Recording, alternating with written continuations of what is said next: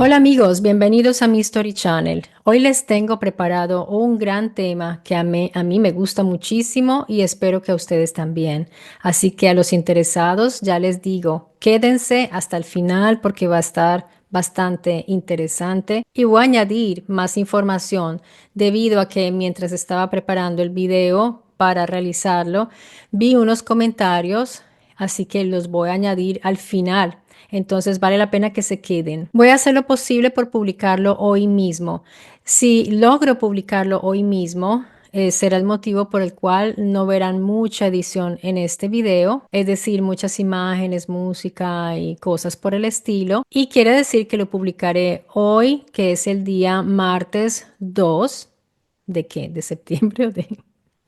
Estamos en septiembre, octubre, no me acuerdo. Por lo cual, mañana miércoles verán el video que había hecho mucho antes de este. Entonces, si ven, seguramente se complementarán las informaciones de este y el que viene para mañana. Así que estén muy pendientes. Uno de los grandes enigmas de la biología humana es el origen de los grupos sanguíneos, algo sobre lo cual tal vez no nos detenemos mucho a pensar, al menos no cotidianamente.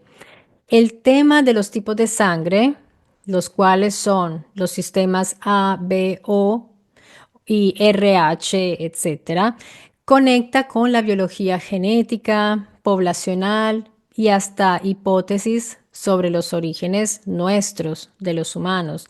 En la Tierra existen cuatro principales tipos, que son el A, B, el AB y el O, combinados estos con el factor RH, sea positivo o negativo. Hasta aquí es una información básica, apenas para ponernos en contexto.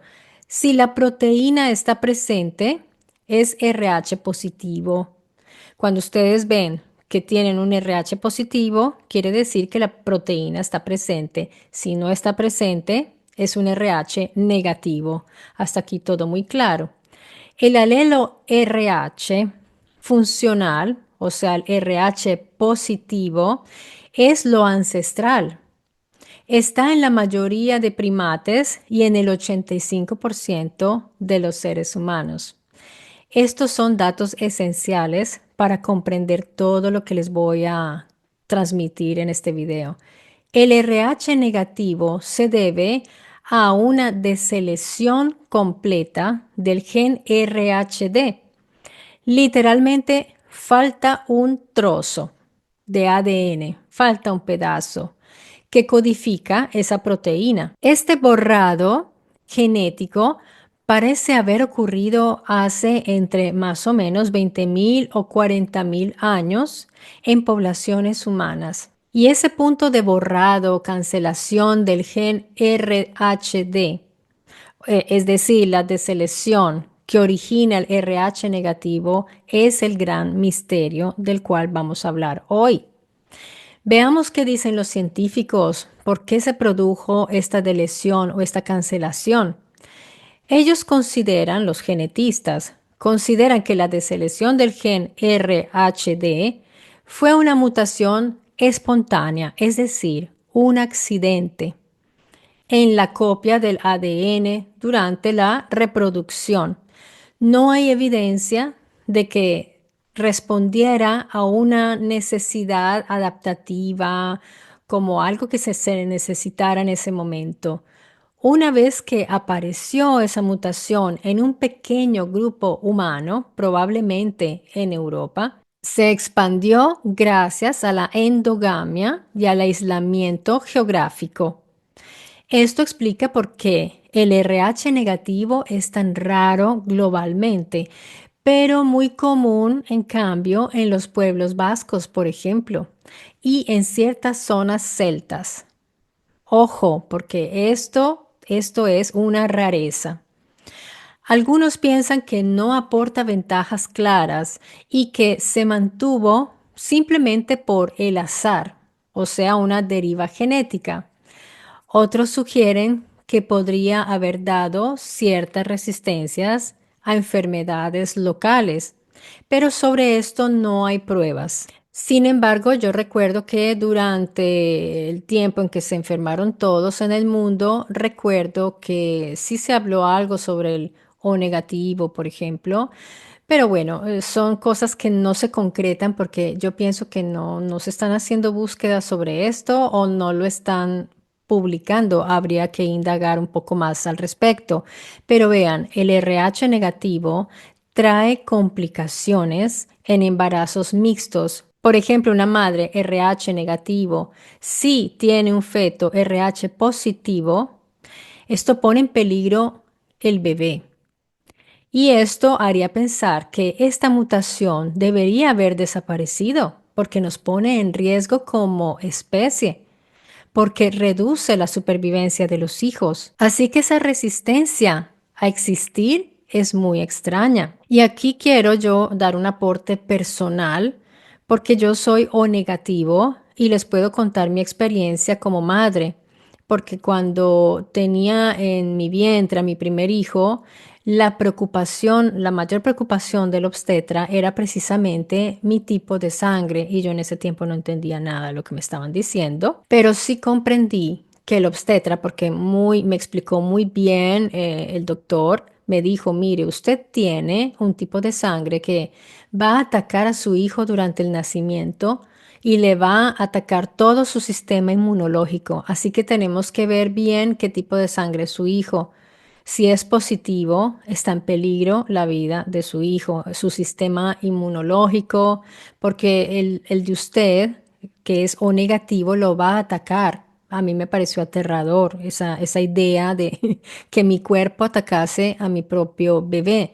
Y sí, estuvieron muy pendientes de mi embarazo. Entonces, pues afortunadamente todo salió bien, pero sí estaban preocupados y en ese tiempo pues no habían tantos adelantos como hoy para hacer exámenes antes del parto y todas esas situaciones. Entonces es muy raro que una mutación negativa en nuestra sangre que pone en peligro nuestra especie se haya mantenido, se conservó, lo cual esto desconcierta mucho a los investigadores. Lo que a los científicos más les intriga es que es una deselección completa de un gen que era funcional en todos los primates. Otra vez, volvemos al mismo asunto del cerebro. No tenía por qué darse esto. No se encuentra en especies cercanas al humano ni siquiera. Se mantuvo en un porcentaje estable alrededor del 15% de la humanidad. O sea que yo formo parte de ese 15% de la humanidad y seguramente algunos de ustedes que tengan O negativo. Y es muy importante, hago un paréntesis, que nos dirijamos a un centro de salud que puedan extraer nuestra sangre por varios motivos. Uno, porque nosotros somos dadores universales y todavía no he llegado a ese punto del video. Pero es muy importante, amigos, que donemos porque si hay un desastre o algo, los pobres o negativo que se encuentren allí no van a poder recibir sangre sino de ustedes, los O negativos. Y también es bueno que podamos conservar nuestra sangre por si a nosotros mismos nos pasa algo, porque solo nos podemos donar con O negativo. Eso nos pone en peligro, como se darán cuenta. Y por eso es que el O negativo es tan raro. No es normal. Otra vez, perdonen que use ese término, pero a mí coloquialmente no me parece normal que la madre naturaleza produzca algo así, porque recordemos que todo lo que existe, que es biológico y vivo, lo atribuimos a la madre naturaleza. ¿Qué es esa madre naturaleza? Tenemos que dedicarle un programa a esa solamente, a la madre naturaleza. Entonces, pese a la desventaja en embarazos, se mantuvo esto en el 15% de la humanidad. Muy raro.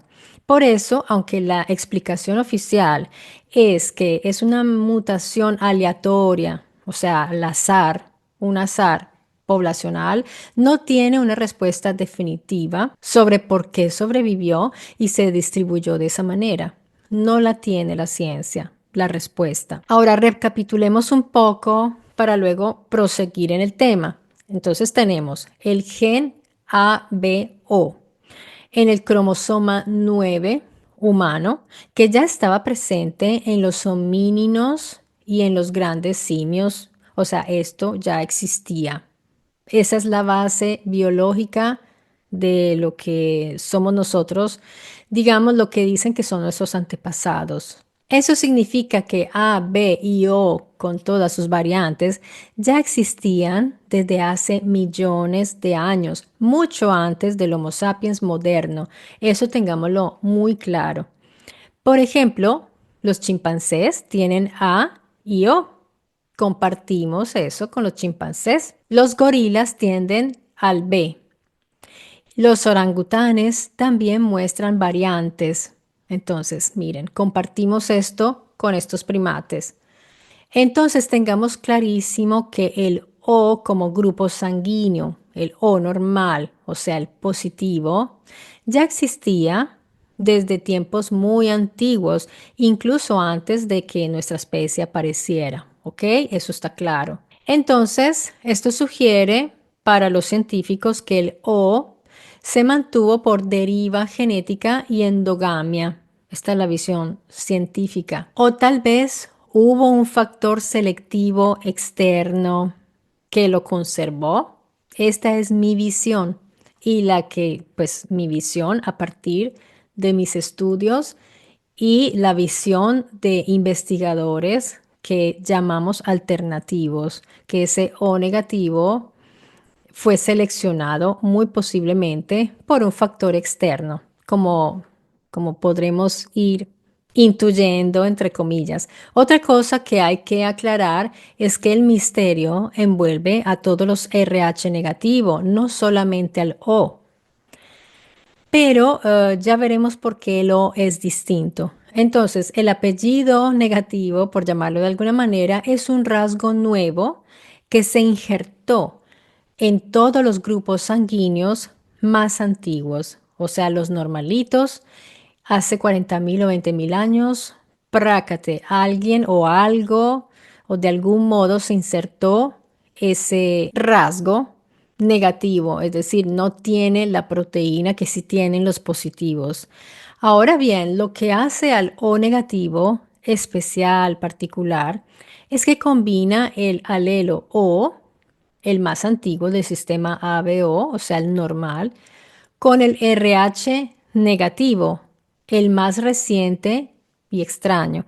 Por eso el O negativo es considerado el más universal en las transfusiones y también el que más despierta teorías llamadas alternativas. Lo particular es que O negativo no tiene antígenos ni A ni B, así que su plasma produce anticuerpos contra A y B. Por eso ataca a este tipo de sangre. Solo puede recibir de O negativo.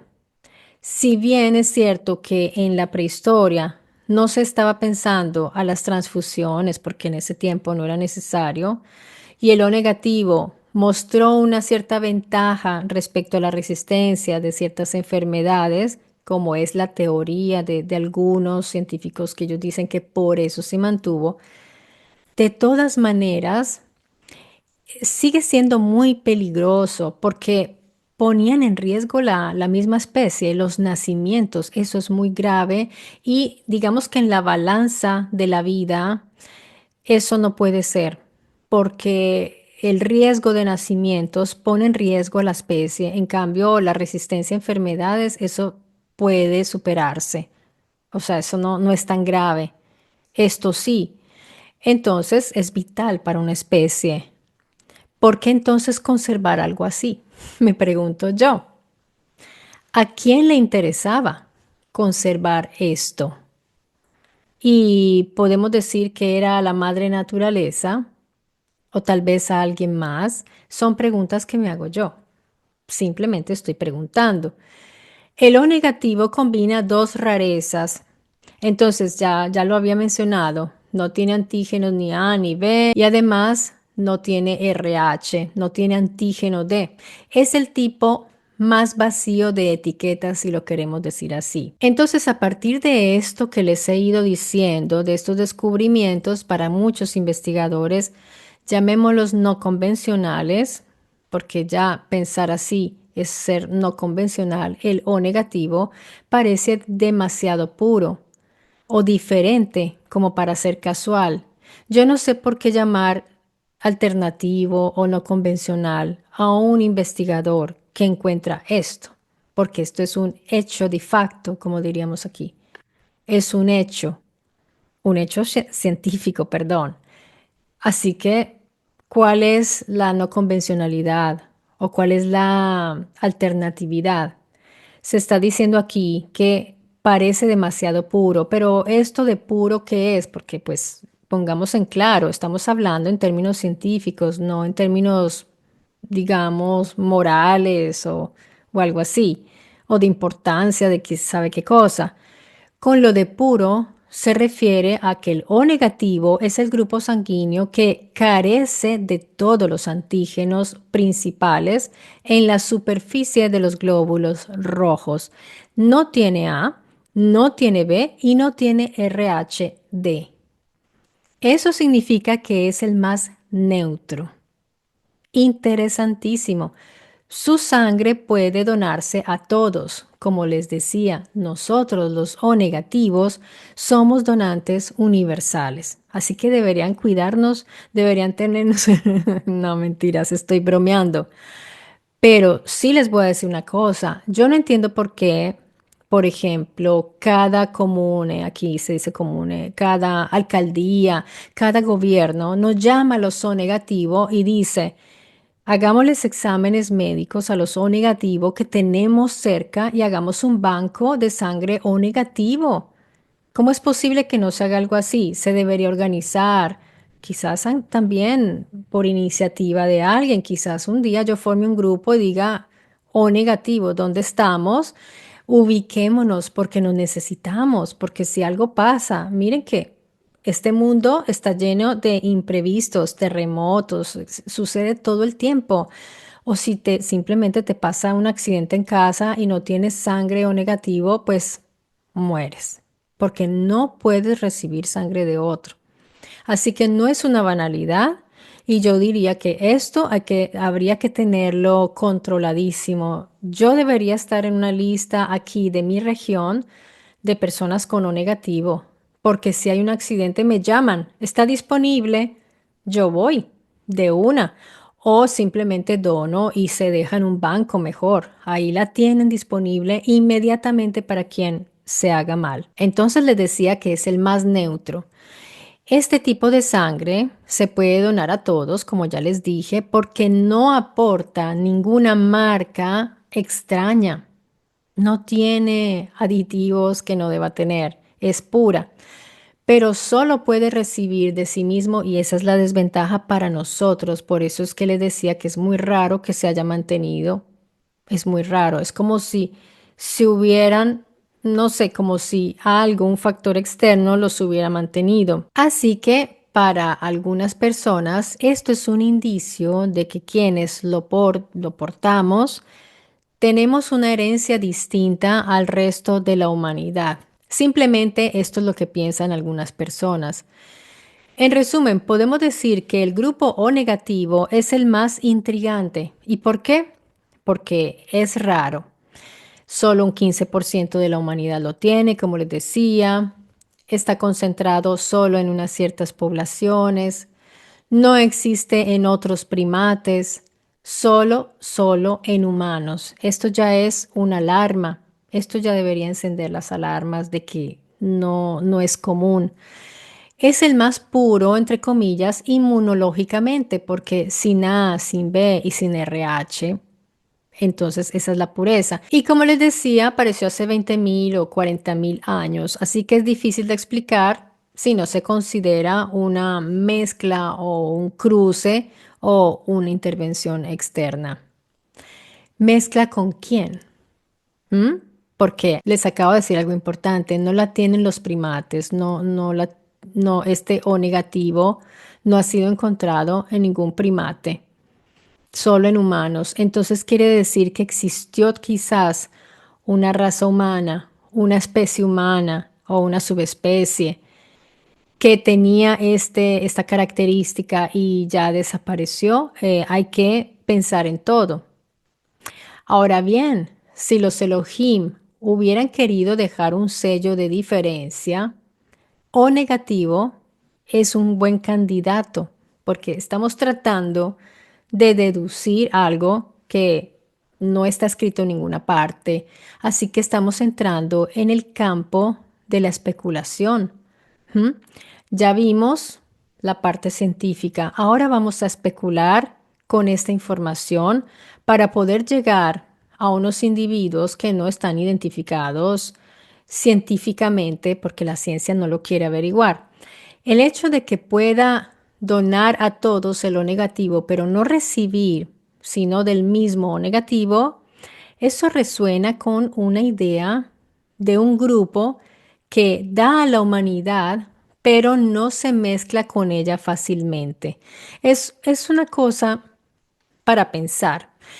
Y obviamente al ir descubriendo toda esta información, pues obvio que yo me hago un autoexamen en algunos sentidos porque yo pertenezco a esa categoría o negativa. Entonces es lógico que yo me ponga como ratoncito de Indias para poder hacer un laboratorio mental de mis características físicas, psicológicas. Obviamente no pienso compartirlo aquí porque pienso que, primero que todo, no sea de interés colectivo. Ustedes dirán, no, pues te sentaste ahí a hablar de ti, qué pereza.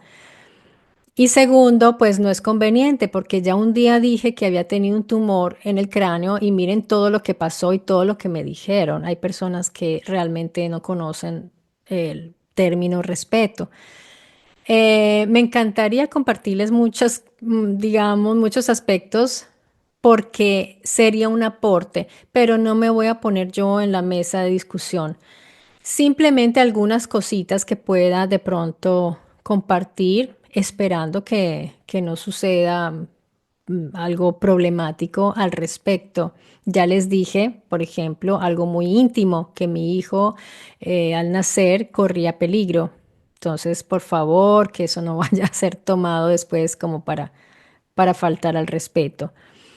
Así que miren que hay una característica social, por ejemplo, y por eso sería bueno hasta armar un grupo de personas o negativo para ver si compartimos esas características de lo que sentimos, de lo que percibimos y lo que nos ha sucedido. Entre todos habrá diferencias de estilo de vida, de ambiente familiar, de nutrición, nutricional, esa parte es muy importante. Pero sí sería bueno, ¿saben qué? Me está llegando una idea en este momento de armar un grupo y hacer una investigación por mí misma. Me está llegando esta idea en este momento. No lo tenía pensado, pero creo que lo voy a hacer como iniciativa propia y ojalá ustedes me ayudaran. De hecho, hago ya una convocatoria aquí a quienes están viendo este video. Si son O negativo, por favor escríbanme al email y comenzaré a hacer una rúbrica para hacer una investigación por mí misma al respecto, porque no debemos siempre esperar a que lo hagan otros porque no lo harán. Con esa focalización, con el enfoque que yo le doy a las investigaciones, no lo van a hacer. Entonces, la ciencia los explica, todo esto explica como mutaciones y adaptaciones regionales ocurridas durante la expansión del Homo sapiens. Pero yo les quiero proponer hoy, como siempre, otra posibilidad, porque este no es un canal de arqueología, ni de antropología, ni de historia, es un canal de esa historia que no cuentan, así que tengo que tener una visión distinta, no puedo estar siempre alineada con la oficialidad, eso es de ahí. Yo les propongo que la sangre misma sea un testimonio de la intervención de los Elohim, es decir, un indicio de esa intervención, porque yo les he dicho mucho en el canal que muchas de las realidades que nosotros simplemente damos por sentado porque nos acostumbramos a que esto es lo real. Entonces, todo lo que somos nosotros mismos es para mí una perplejidad. Todo el tiempo es perplejidad, pero para la mayoría de personas es normal, es lo cotidiano, es lo que debe ser, es lo natural. Y por eso quiero empezar a poner las alertas en esos términos, que ese es el primer paso para empezar a moverle el piso a esas personas que están tan acostumbradas a la realidad nuestra, para que se den cuenta que eso no es tan sentado y no es tan obvio y no es tan así. Perdónenme el término, pero creo que me entendieron. De manera que bajo esa óptica, el O negativo sí podría ser la huella genética de los Elohim. Estamos hablando de los Elohim y ya después veremos los Anunnaki, porque otra cosa que les quiero dar, que es otro adelanto de mi libro, es que estoy empezando a identificar que no necesariamente cada historia de su génesis es una copia del otro. Yo estoy empezando a descubrir que no es tan copia. Más bien son varias situaciones que se dieron en cada civilización y cada pueblo, cada población humana, y fue narrada, pero con los milenios o con los siglos se fueron mezclando también y se fueron aportando el uno del otro. Además, estaban cercanos con mayor razón, cercanos en espacio y cercanos también en los tiempos. Pero recordemos que hay unos lugares en el continente americano, en el continente africano, que no se comunicaban entre sí. Entonces, ¿ahí cómo lo van a explicar? Obviamente ahí hay varias teorías, pero no quiero descartar la mía, que ya estoy empezando a pensar que sucedió en cada punto del planeta algo muy parecido y fue narrado entonces así, por eso se parecen, pero cada uno aportó lo suyo y cada uno lo narró a su manera. Así que aquí hablamos es de los Elohim, o sea, estamos hablando de la génesis, de esa génesis de un pueblo hebreo, de una zona y de una familia en particular y de un grupo en particular. Entonces, aquí estamos hablando del grupo adamítico, que no somos todos los humanos, en realidad. Entonces, la génesis que se narra en el Bereshit no es universal. En algunos, digamos, no es totalmente universal. Es un grupo de personas que fueron formadas en un lugar específico para una tarea específica y con una genética específica. Y entonces esa huella genética de los Elohim fue transmitida directamente a los adamitas. Eso fue parte del diseño de los adamitas. Los demás grupos sanguíneos serían el resultado de una mezcla inevitable con los humanos externos al Gan Eden, porque recordemos que los adamitas salieron y además hay muchos detalles que no se nos dan en el Génesis, que tendremos que especular al respecto para armar todo ese posible rompecabezas histórico de ese momento, ese lugar, teniendo en cuenta o haciendo de cuenta que esa narración sea verdad, pero tendríamos que hacer de cuenta también que la de los sumerios es verdad, que la de los mesoamericanos es verdad, que la de los africanos, los indios. Entonces, justicia para todos por igual.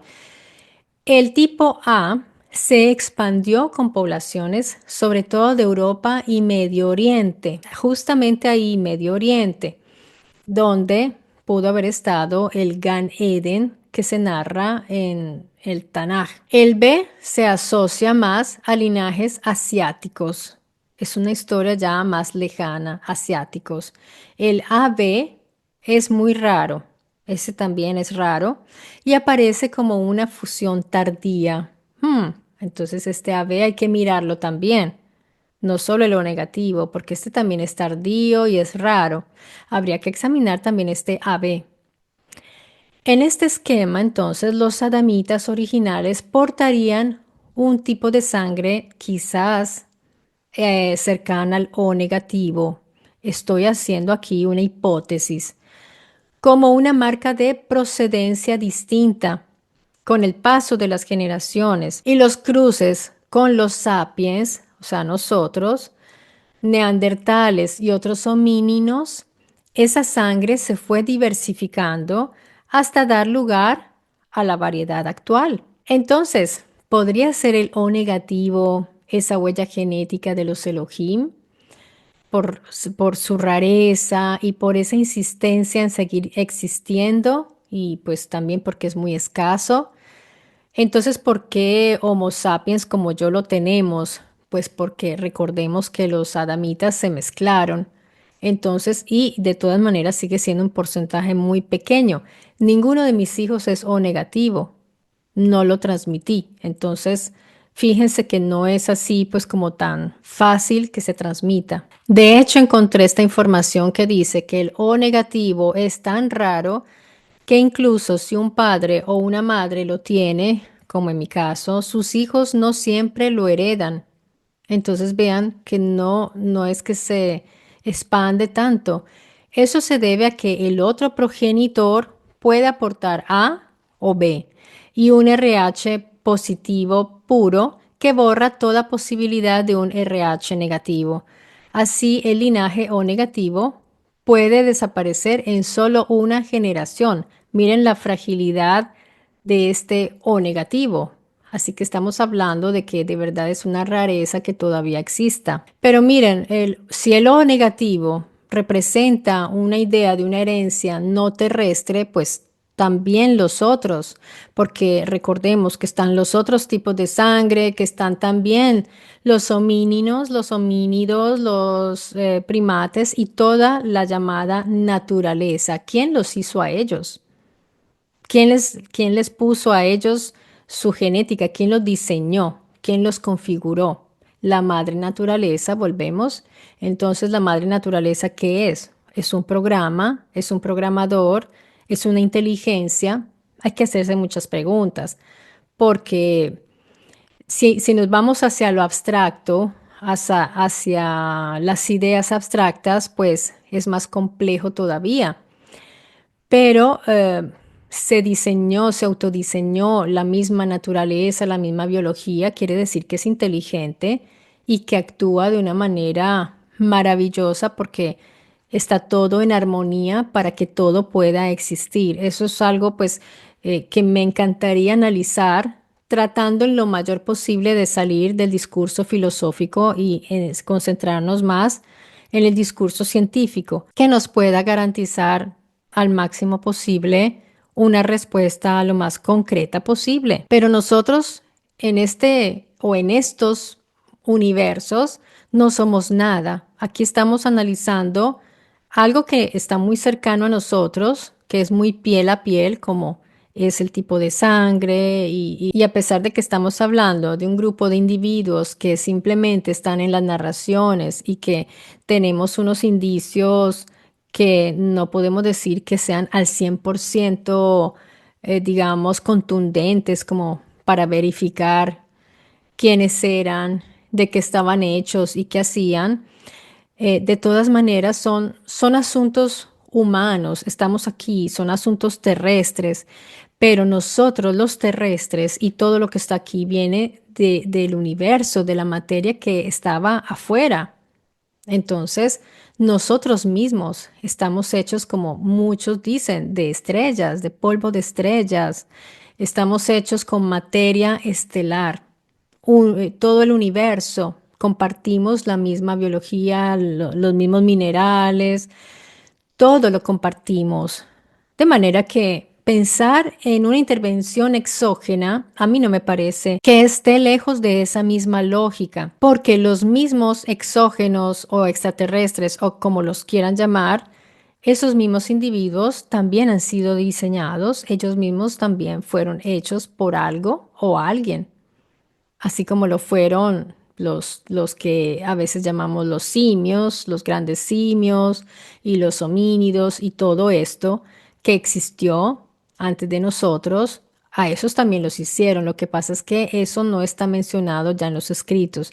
Los escritos genéticos, los escritos del Génesis están desde ese punto en adelante, desde el momento en que se hizo al humano y están excluyendo a muchas otras criaturas que no podemos negar porque ya hemos encontrado sus restos. Entonces allí tenemos que entrar a especular. Tenemos que especular para poder unir puntos y por eso pues estamos haciendo estos ejercicios. No es una pérdida de tiempo, es simplemente tratar de hilar nuestra propia historia que está tan rota y fragmentada porque hay personas que se detienen en esos vacíos. Entiendo que la ciencia se detenga, pero la ciencia también especula muchísimo, porque si la ciencia no especulara, un astrofísico, ¿cómo podría entender todos esos fenómenos del universo de los cuales nos hablan y que ellos mismos dicen, esto es una especulación? Para poder entender cómo funciona el universo, tienen que especular. Todo el tiempo se está haciendo esto. Pero cuando lo hacemos nosotros, los no científicos, nos caen los tomates, los huevos, los zapatos, las chancletas, todo nos cae encima porque es que de verdad es así o no. Entonces, la sangre O negativo es una reliquia biológica que nos recuerda que en la humanidad hay capas más profundas que la simple evolución natural. O sea, hay mucho que examinar. Pero entonces, ¿qué hay de la sangre amarilla? Se estarán preguntando ustedes. Esta mañana vi algo, unos comentarios, muchas gracias a quienes comentaron, que nombraron la sangre amarilla. Pues existen casos médicos muy raros donde la sangre toma esa coloración amarillenta o dorada, si la queremos llamar así, por exceso de bilirrubina o por ciertas proteínas, pero esto no es un tipo sanguíneo en sí, sino una condición más bien patológica. En el mundo antiguo, la sangre amarilla o dorada aparece en textos para referirse a seres divinos o diferentes, porque los griegos, ellos hablan acerca de el icor, que era un fluido dorado que tenían los llamados dioses en vez de sangre. Es probable que tuvieran un líquido distinto, una sangre distinta. Ahora mi pregunta es la siguiente: si los adamitas tenían un 50% de herencia Elohim, ¿por qué no comían ellos también carne? Porque ya verán el video que viene el miércoles, lo verán esto de la dieta adamita. Hay varias posibles explicaciones al respecto. Los Elohim habrían restringido la dieta de los adamitas como parte de un programa de control y yo me inclino hacia esto, porque una dieta vegetal es más fácil de regular dentro del Gan Eden, recordemos un recinto cerrado. Evitaba que los adamitas desarrollaran también mucha fuerza y una cierta ferocidad igual o similar a la de sus creadores, porque aunque tuvieran su ADN, el no comer carne, eso los mantendría un poco más mansos, ¿m? Más tranquilos. Era un modo de mantenerlos también limpios y diferenciados. ¿Diferenciados de quién? De los que estaban afuera. Al mismo tiempo, es posible que el cruce genético produjera un ser que no estaba adaptado a digerir carne al inicio. Pero si ustedes se dan cuenta, bueno, ahorita no me quiero adelantar. El aparato digestivo humano tiene características de omnívoro, pero más cercano a herbívoro. O sea, nosotros somos omnívoros, pero somos omnívoros porque nos tocó. No es que fuimos hechos para ser omnívoros o herbívoros o carnívoros. No se sabe qué somos. ¿Por qué? Porque somos híbridos. O sea, yo hablo de nosotros porque nosotros de todas maneras fuimos también construidos, no directamente con el Selem de los Eloítas, de los Elohim, perdón, como en el caso de los Adamitas que sí recibieron directamente su Selem. Nosotros lo recibimos indirectamente por los cruces, pero de todas maneras nosotros también fuimos fabricados por los Elohim. Estoy hablando de nosotros, los Homo sapiens, del diseño Homo sapiens. Así que no está muy claro qué deberíamos comer, porque de hecho todo, casi todo nos hace daño. Y quizás al diseño inicial de los adamitas privilegió una dieta vegetal y eso lo vemos allí en el Génesis claramente. Eso ayudaría también a mantener una estabilidad metabólica, no querían problemas de muchos problemas digestivos allí dentro en un lugar limitado, hablándolo en términos espaciales. Fíjense ustedes que, por ejemplo, la tradición religiosa, esto es interesante, basada en la Biblia, usa la dieta vegetal como un símbolo de pureza, obediencia, como mansedumbre, ¿verdad? Fíjense bien cómo se alimentaban los israelitas, por ejemplo, su dieta como era, ellos el pan, o sea, la carne no es que comieran carne todos los días, pero sí hacían sus sacrificios, eso sí sagrado. Comer carne, en cambio, parece más bien asociado como al desorden, a la violencia y al sacrificio, efectivamente. Podría ser que los Elohim quisieron mantener a los adamitas en un estado más pacífico y controlado. Si comparamos, tenemos a los Elohim por un lado, que eran cazadores, guerreros, extractores de recursos, carnívoros, y por otro lado los adamitas, que eran seres diseñados para obedecer, cultivar y servir. Entonces estaba bien la dieta vegetariana para ellos. Miren que hasta la alimentación demuestra en un cierto modo una jerarquía de poder. Esto se ve claramente, lo vemos en la historia. A lo largo de la historia, de nuestra historia, encontramos varios ejemplos donde lo que se comía o lo que estaba prohibido comer marcaba diferencia de clases, por ejemplo, casta o poder. En el caso del Egipto faraónico, por ejemplo, el pan y la cerveza eran la base para el pueblo, a punta de pan y cerveza. Poca, o sea, ahí no veo la proteína. La carne, el vino, las aves y los pescados finos eran reservados para las élites, templos y el faraón. La dieta diferenciaba la casta gobernante del pueblo trabajador, porque claramente las castas, las élites que quedaron después de que se van los Elohim o que ellos empiezan como a alejarse, pues ellos los imitan también. Y todo se vuelve un símbolo, así como el oro se volvió un símbolo de poder, algo que para los que venían de afuera era útil para la ciencia, para sus aparatos, para sus cuestiones prácticas, para los humanos era un lujo, el oro. Era una cosa de mostrar para hacer ver un estatus, te daba estatus. Entonces miren cómo algo práctico, algo realista se vuelve simbólico. En Roma los esclavos y plebeyos comían sobre todo cereales, gachas y legumbres. La carne, especialmente de caza, y ciertos vinos estaban reservados a la aristocracia, porque ellos imitaban a sus teoi. Pero en cambio en India sucede algo muy interesante porque la India siempre marca la diferencia. Estos valores que estamos viendo de jerarquías y poder se invierten de un modo interesante. Los brahmanes, es una casta sacerdotal, ellos eran vegetarianos, son vegetarianos estrictos como símbolo de qué? De pureza y prosperidad espiritual. Otras castas, consideradas inferiores, sí comían carne, pero eso los colocaba en un nivel social más bajo. ¿Esto qué significa? Uno dice, pero qué raro. Miren que la India tiene una filosofía de ser, de existir, de vivir y relacionarse con lo que lo rodea muy distinto. Por eso yo digo que no fueron los mismos organizadores, civilizadores, los que llegaron a todas partes. No fueron los mismos y por eso yo digo, no hablemos ya más de copias o peor aún, de plagios de las narraciones, porque yo creo que sí sucedieron cositas, perdón la expresión, pasaron cositas en distintos lugares del mundo, pero cosas análogas, muy similares. Pero miren que ni el pensamiento de esos llamados dioses era distinto.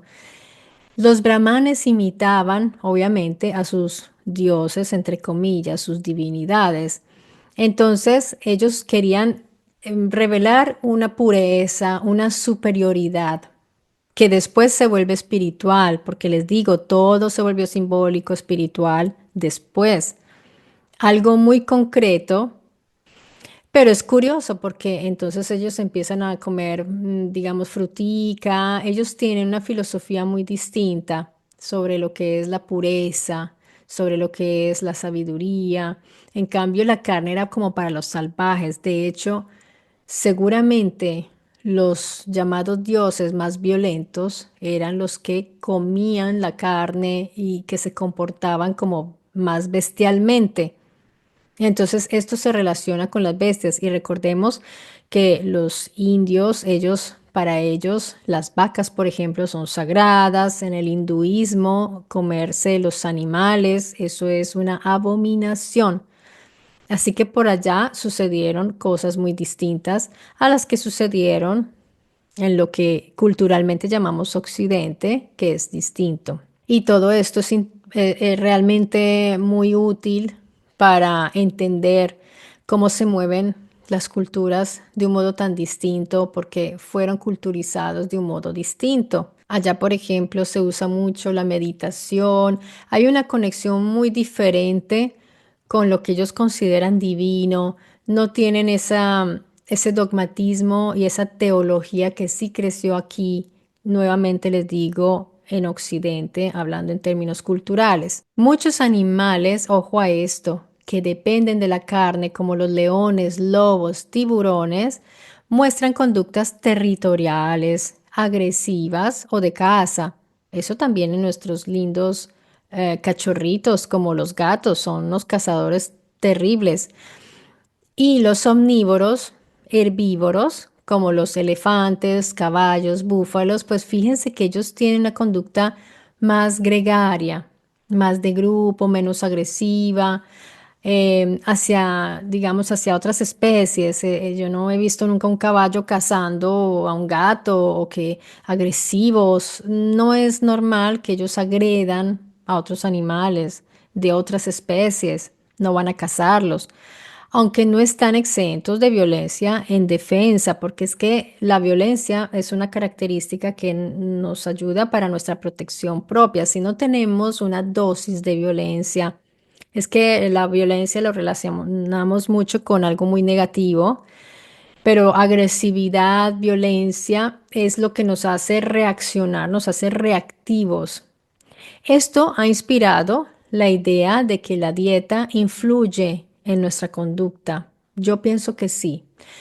Los estudios han revelado que niveles altos de dopamina pueden asociarse con más iniciativa, competitividad, incluso agresividad, porque como les decía, esa dosis de agresividad, una vez una psiquiatra en un hospital, yo hablé con ella, me dijo, la agresividad es necesaria en el humano, pero obviamente a un nivel que no dañe, que no sea dañino. La agresividad es una característica que nos ayuda para la supervivencia.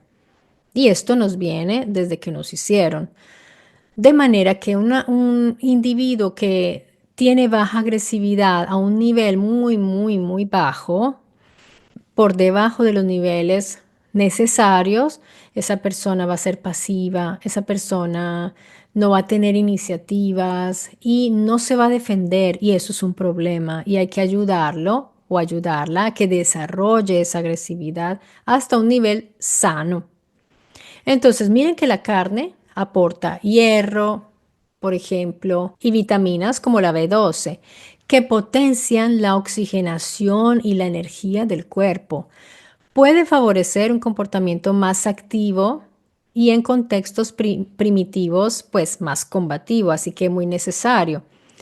La carne es rica en tirosina y triptófano, que son precursores de dopamina y serotonina. Estos regulan estados de ánimo y la reactividad.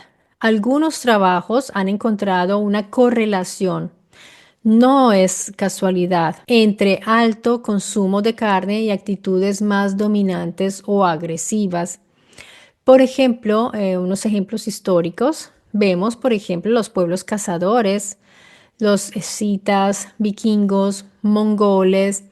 Estos pueblos eran famosos por su fiereza bélica. ¿Que comían verduritas? No, eran carnívoros, o sea, tenían una dieta cárnica. Pueblos agrícolas como los sumerios, los egipcios o los campesinos medievales basaban su dieta en cereales y vegetales, y vemos que tenían reputación de ser más dóciles, más subordinados. De hecho, los sumerios, ellos siempre, ustedes verán esas estatuillas con esas caritas de miedo porque le temían mucho a estos Anunnaki. Entonces podemos llegar a la conclusión de que el consumo de carne sí despierta instintos más predatorios y que por eso los Elohim se reservaban la dieta cárnica, porque a ellos les convenía. Ellos querían mantener a los adamitas en una dieta vegetal para controlarlos, para limitar su agresividad y mantenerlos un poco más sumisos. O sea que esto sí está relacionado definitivamente, como les decía en estas búsquedas que realicé, lo pude ver claramente. Ahora bien, aquí tengo una información también que les va a interesar porque alguien en los comentarios de mi post mencionó acerca de la sangre azul. Vean, por eso es tan importante sus comentarios. Muchas gracias a ese suscrito. Le mando un abrazo, un beso grandotote. Algunas especies no usan hierro en su sangre, especies terrestres, sino cobre, lo que cambia el color de su líquido vital. Se llama hemocianina, es la proteína que transporta oxígeno en ciertos invertebrados. Cuando se oxigena la hemocianina se emociona, se vuelve azul. ¿Será que de ahí viene la emoción? Hemocianina, ay, qué bonito. Por ejemplo, ¿qué animales tienen sangre azul? Los moluscos, como los pulpos, calamares y caracoles. Los crustáceos, como los cangrejos, herradura y langostas. Y algunos arácnidos también, escorpiones, tarántulas. Entonces miren que hay criaturas de sangre azul, criaturas vivas, y en nuestro planeta. No sabemos en otros planetas, en otros universos o en otros sistemas muy lejos, en otras galaxias, qué seres haya, qué individuos inteligentes haya que quizás por las condiciones atmosféricas, esto ya lo hablé en un video hace tiempo, puedan tener ese tipo de líquido vital, no sangre roja, sino hemocianina se llama, hemocianina. Entonces, miren que todo esto es posible, recordemos todos esos dioses azules en tantas culturas como los han registrado en murales. Está el azul maya, por ejemplo, que era muy reconocido ahí en Mesoamérica, ese azul tan particular que ellos hacían para poder pintarlos. Entonces se esforzaron en realizar este azul para poder caracterizarlos. Quizás veían individuos de este color y el hecho de que la sangre azul se conecte con la nobleza, eso dice mucho. Muy seguramente por aquí circuló una élite exógena que tenía sangre azul, porque esta conexión con la nobleza no es gratuita. Fíjense, por ejemplo, que los nobles europeos, menos expuestos al sol, ¿por qué querían ser tan blancos? Esto es otra cosa. Tenían la piel muy clara y se les veían las venas azuladas. De ahí el dicho de tener sangre azul. Esto también puede ser un motivo, claro que sí, pero yo diría que son todas esas reminiscencias para parecernos a alguien, porque queremos tener los cráneos más alargados, porque nos queremos parecer a una élite especial que conocimos, porque queremos ser tan blancos, porque es muy probable que haya existido una raza de una piel muy blanca que haya sido poderosa, que haya tenido características distintas. Recordemos las descripciones en los libros homéricos que son impresionantes cuando se habla de una tea que tenía la piel blanquísima, por ejemplo. No normal, no era normal, era demasiado blanca. Recordemos cuando también nació Noé, cómo era él. Y habrá que examinar cuál es el origen del albinismo, porque puede que no tenga nada que ver, pero todo lo que sea que se distinga un poco aquí entre nosotros, pues tenemos que observarlo. También lo que consideramos muy normal. Todo lo tenemos que examinar porque yo les he dicho que las pruebas de que nuestro mundo ha sido diseñado, ha sido intervenido, hemos tenido contactos, es todo lo que existe y nosotros mismos. Entonces, todo esto lo menciono para que se den cuenta de que no siempre el líquido vital, o lo que llamamos sangre, es rojo, de que hay muchas características distintas que vale la pena fijarnos en todo esto porque nos puede estar diciendo algo y nosotros lo estamos ignorando. Y hay otra cosa que les va a interesar a muchas personas que visitan el canal y que se han enojado porque yo he mantenido siempre, por un tiempo mantuve la puerta cerrada hacia temas que puedan llevar al esoterismo o a lo paranormal. Y me dicen, pero tú al principio hablaste de eso, sí, pero lo hice sin conciencia. Y yo les dije, el día que vuelva a retomar el tema lo haré con total conciencia, porque así es que quiero yo manejar mi canal. Así que quiero traerles todo muy bien examinado y muy bien argumentado. Y ahora sí quiero decirles que por eso no nos debería extrañar demasiado, aunque no deja de ser especial, que haya personas con características particulares, especiales si las queremos llamar, distintas. ¿Quiénes son esas personas que pueden manifestar características distintas y que puedan originarse precisamente de ese ADN que ha circulado y que nos llega de estos individuos que eran muy especiales, tan distintos, tan variados ellos mismos también? Bueno, entre estas personas hay personas que dicen que tienen características que no las tienen todos los seres humanos porque las desarrollan, no porque de pronto las hayan aprenderlas, no sé si se puedan aprender. Es decir, lo que les quiero decir concretamente es que en nuestro cerebro y en nuestra propia biología podemos sí tener características especiales que de pronto no todos desarrollan. Pero lo que también quiero decir es que no quiero abarcar ese tema de manera tan abierta, lo quiero hacer siempre muy cerrado y tener en cuenta que serán muy pocas personas. ¿Por qué? Porque desafortunadamente hay mucha gente que se cree medium, que se cree contactado, que se cree, digo se cree porque realmente no lo son.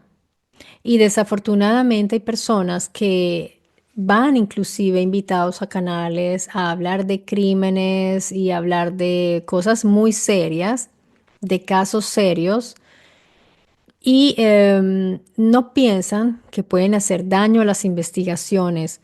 En cambio, sí hay personas que sí tienen esas características y la misma policía los llama para resolver casos. Le dicen, venga, porque saben que esas personas sí tienen esas características particulares que quizás tengamos todos potencialmente. Eso habría que estudiarlo también. Puede ser que todos en nuestro cerebro, en algún lugar de nuestro cerebro, haya eso.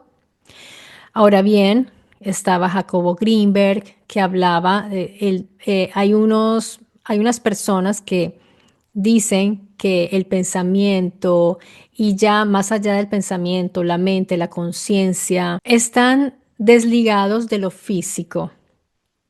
Son campos que abarcan todo.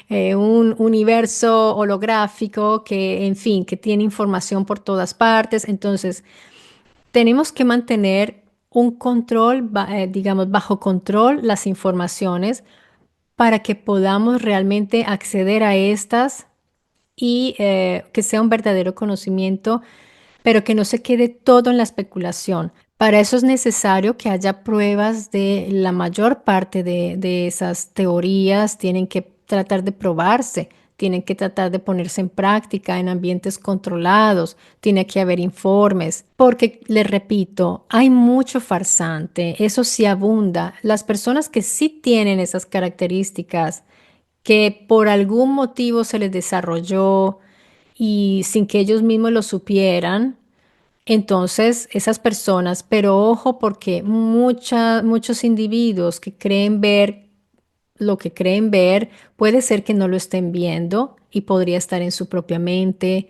podrían también tener problemas también psíquicos, mentales. Pueden suceder muchas cosas porque nuestro cerebro es un computador, es como un computador cuántico. Nosotros mismos ni siquiera lo conocemos totalmente, así como no conocemos toda nuestra realidad. Entonces, créame que no es que yo me cierre a los temas y no quiera ver. Lo que pasa es que quiero llegar consciente de lo que estoy viendo, de lo que estoy haciendo, porque si no, entonces sí podemos caer totalmente en en la credibilidad de todo. Nos volvemos crédulos, nos volvemos personas creyentes en todo cuanto dicen. Y si es así, nos podemos hasta enloquecer, porque en internet vemos que hay gente que yo he visto, yo me morí y regresé, yo estuve con mi abuelo y me dijo esto, estuve en el infierno, estuve en el cielo, vi cómo era, yo les voy a decir cómo es el cielo, cómo es el infierno, pero es que la gente ni siquiera analiza, bueno, existe eso. O puede ser que esa persona realmente crea haberlo vivido, pero ¿cómo puede probar que lo vivió? Entonces, una persona como Jacobo Greenberg, que era un científico, Jacobo Greenberg, él se acercó mucho al chamanismo, a muchos discursos espirituales y de la nueva era. Le atraía muchísimo. Entonces, yo compré su libro. De hecho, me llegó su libro y se los quiero probar, que yo realmente, como les digo, yo no es que sea cerrada a las cuestiones que ustedes me dicen, pero me gusta informarme en primera mano. Aquí está el libro de Jacobo Greenberg. Fue una gran fortuna encontrarlo en español. No porque quiera abrazar todo lo que dice Jacobo Greenberg, quiero comprender quién era Jacobo Greenberg, por qué hacía lo que hacía, a qué llegó. ¿Y qué sucedió? ¿Qué sucedió con todo lo que investigó respecto a su desaparición? No, no tengo ni idea qué pudo haber sucedido. Hay tantas teorías que, no sé, tendría que hacer un seguimiento de toda su historia para poder al menos tener una noción de toda esta cuestión que es tan compleja. Y hay personas que van mucho más allá, dicen que está en otra dimensión, otros dicen que lo están obligando a trabajar para ciertos poderes. Hay tantas teorías que uno se puede perder en ese mar de teorías. Entonces lo que yo busco es aproximarme a estos discursos, a estas probabilidades de la manera más consciente posible y ver hasta dónde podemos llegar. Y yo les comparto lo que voy encontrando, lo que yo pienso, lo que yo opino al respecto. Eso sí, diciéndoles que es mi opinión personal y ya cada quien pues tiene su manera de ver estos asuntos. La mente es como una red que si es muy rígida, pues caben pocas cosas. O si es selectiva, o sea, que tiene sus aberturas no tan abiertas, deja entrar menos cosas. Y si es muy flojita, entra de todo y eso pues pierde la forma y ahí entra todo lo que entra y bueno. En realidad hay que tratar de ser selectivos, de ser un poco más bien como prudentes en lo que vamos aceptando, porque si no somos manipulables y es lo que yo siempre repito aquí, nos hacemos muy manipulables, porque si tenemos la mente demasiado flexible, yo les digo, tengamos la mente abierta, pero eso no quiere decir de que ahí tiene que entrar todo, no. Como muchas personas piensan que cuando uno dice debemos tener la mente abierta, porque es que realmente hay ciertas investigaciones que a priori la gente ya las va descartando. Y es a eso que yo me refiero. No descartemos, revisemos. Eso es tener mente abierta. Revisarlas, mirarlas, observarlas y ver qué podemos, pero cuando tenemos la mente cerrada, de una vez decimos, no, eso es basura, eso no. Amigos, con esto yo me despido de ustedes. Espero que les haya interesado esta información, que les haya agradado y si es así, pues recuerden dejar su me gusta como apoyo al canal para poder seguir creciendo, para que el algoritmo siga recomendando el canal. Veamos si soy capaz de subir este video hoy mismo porque quiero que lo vean inmediatamente. Con esto me despido con un gran abrazo y hasta muy pronto aquí en mi Story Channel.